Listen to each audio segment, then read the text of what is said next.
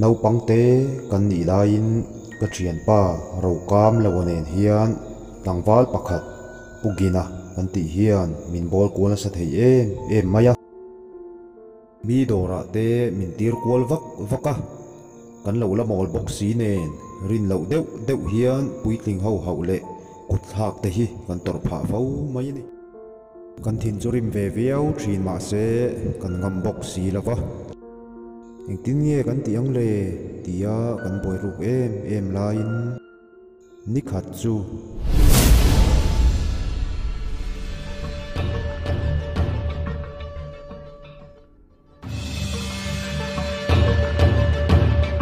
hey mama lục teu ơi có teu không ai cả là đồ ra mình dùng lục teu ô ý khu ta trong đinh bùi tay đồ ra khan no coffee nấu nỉ à hangin dùng teu ô coffee nấu nỉ à hangin cần lâu lấy dùng teu ô ha dùng lâu lên ha cần lâu lên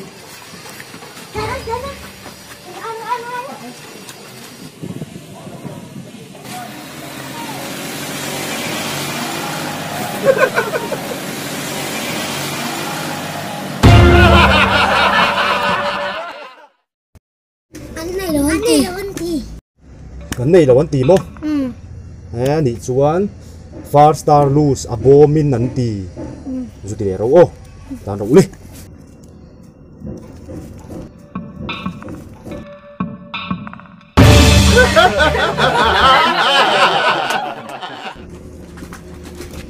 chút tiền cần rồi là vấn tì tuy nhiên anh tì anh soi giang tự anh thìn rìm mẹ tổ tục anh thìn rìm mẹ tổ tục à anh thìn rìm mẹ tổ tục anh đi trong voi khát chia cho con lẻ rồi ô thì hay chế giả hi mô giặt nị tăng yên min lâu tì nồi anh tì rồi tì rồi ô cho con rau khoa trong tinh bụi đồ là thâu khoan ô con rau lên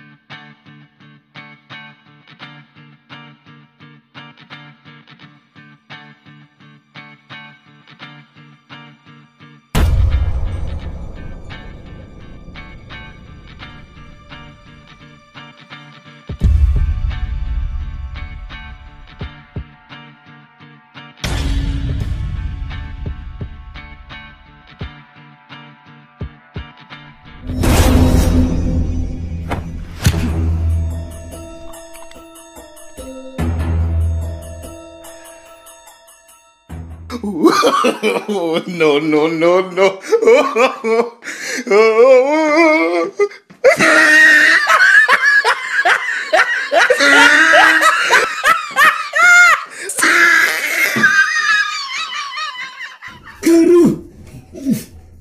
Karu.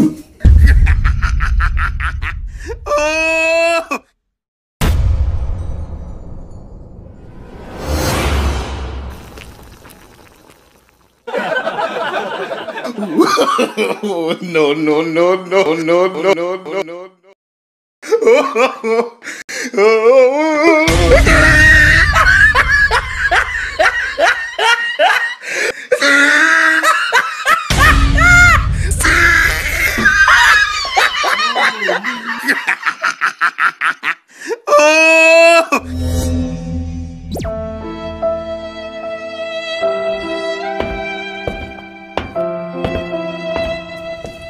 Ê, thằng hiên lâu.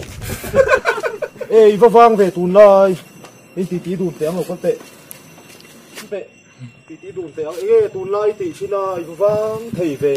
Lockdown thế này xia. Thầy cái thầy về lên. Ê, chỉ có đi lút.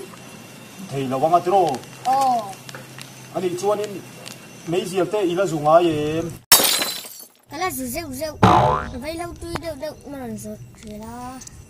Đầm mình hết chú ống chuyển thế.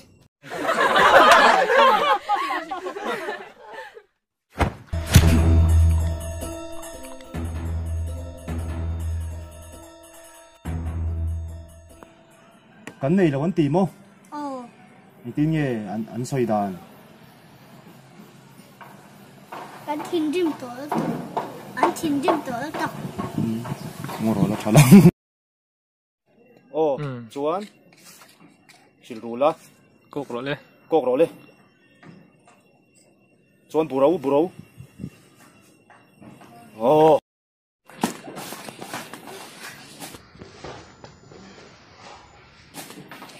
Ê, ngồi rồi đi xuống. Hay là chú lồ. Ồ, chuan.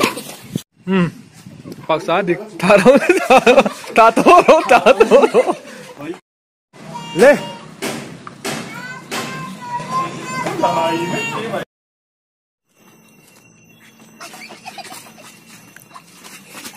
Ê, lằng rồi em không ngồi. Thế anh mới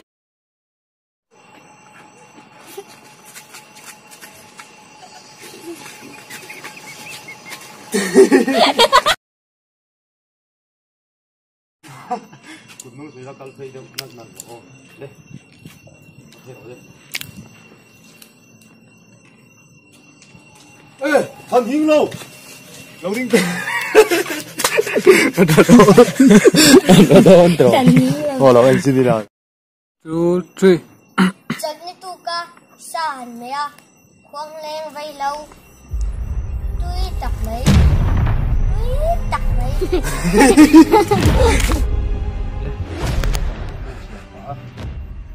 Anh du khu tân mà đi du thì con này. Anh chơi xin tề rằng đây bên quay mấy trận chín bu. quay em chẳng trên bu chiều pa hắn du khúc tân mấy chú alo bố mong ấy